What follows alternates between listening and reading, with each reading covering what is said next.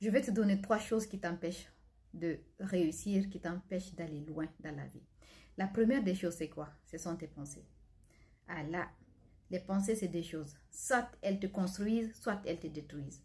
Et si ça ne va pas dans ta vie, sache que tes pensées sont en train de te détruire. Ce n'est pas une personne, ce n'est pas quelque chose, ce sont tes pensées qui sont en train de te détruire. La deuxième des choses, ce sont tes peurs, tes traumatismes. Si tu ne les as pas soignés, ces peurs vont te limiter. Ces peurs vont t'auto-saboter. Tes peurs et tes traumas vont faire que tout ce qu'il y a de bon sur cette terre va te fuir.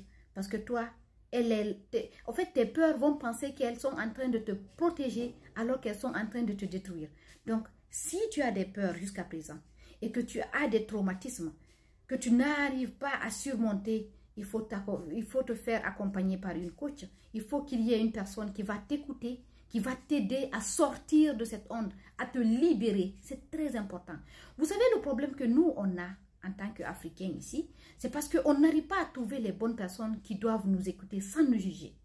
Il n'y a pas une personne mauvaise, il n'y a pas une personne, on ne doit pas juger quelqu'un.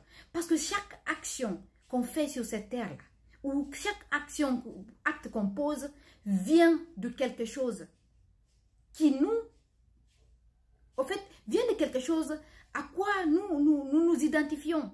Donc, quand vous sabotez, quand vous jugez les gens, vous les amenez à se auto-saboter. Et cela, si ce n'est pas bien compris par ces personnes, ça va finir par les détruire. Et c'est ce qu'on n'a pas, nous, en Afrique. D'accord? Ça, c'est la deuxième des choses. Donc, la troisième des choses qui vous empêche de réussir et d'aller de l'avant, c'est que vous ne passez pas à l'action. D'accord? Vous êtes là tous les jours à attendre qu'une autre personne vienne prendre votre main pour vous amener dans votre paradis. Le paradis, là, Dieu nous a dit, c'est à nous de chercher notre paradis. Personne ne nous enverra au paradis. Le paradis, il est en chacun de nous. C'est à nous d'aller le chercher. C'est toi qui dois trouver ta porte vers laquelle tu veux aller.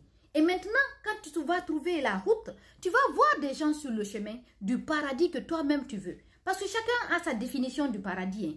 Voilà. On dit le paradis, il est vaste, mais chacun a sa définition du paradis. Chacun a sa définition de ce qu'il veut faire de sa vie. Donc, c'est à toi d'abord de trouver cela.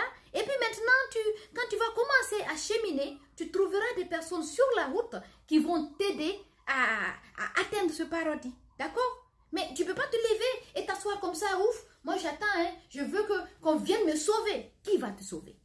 Personne ne peut te sauver si ce n'est pas toi et Dieu. Donc, sauve-toi, passe à l'action. Si tu as envie de faire quelque chose, lève-toi, fais-le. Comme l'a dit un de mes coachs, hein, donne-toi les moyens de faire ce que tu as envie de faire. Tous ceux qui ont réussi dans cette terre-là, sur cette terre-là, ont commencé à penser à ce qu'ils veulent penser. Ont commencé à dépasser leurs peurs, leurs limites, leurs traumatismes. Ont commencé à être challengés. Et après, ces personnes-là ont réussi.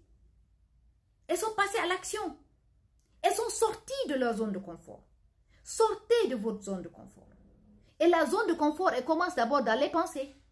Il y a des pensées là qui nous maintiennent dans notre zone de confort. Il faut sortir de là. Allez à la découverte d'autres choses. Soyez toujours en train de vous reprogrammer, changer. Si aujourd'hui tu étais bleu, demain il faut devenir rouge. Après demain il faut devenir chocolat. Mais tant que tu n'arrives pas à ta destination que tu veux, il faut te modeler. En fait, c'est vrai qu'on est fini, hein, mais l'esprit, notre esprit là, est-ce qu'on voit notre esprit? On ne voit pas l'esprit, non? C'est pour vous dire que tu peux modeler cet esprit-là comme tu veux.